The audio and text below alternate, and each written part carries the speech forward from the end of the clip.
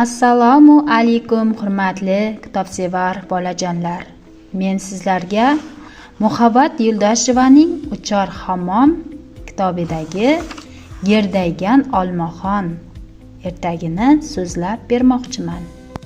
Gerdaygan olmaxon o'rmondagi barcha jonivorlardan chiroyli ekanligidan gerdayib yuradigan olmaxon uyasiga sakrab kirayotganida daraxtning chohi qulog'iga urildi. Boshqa safar olmaxon qulog'ini ehtiyot qilish uchun egilib uyasiga kirayotsa, daraxtning chohi dumiga urildi.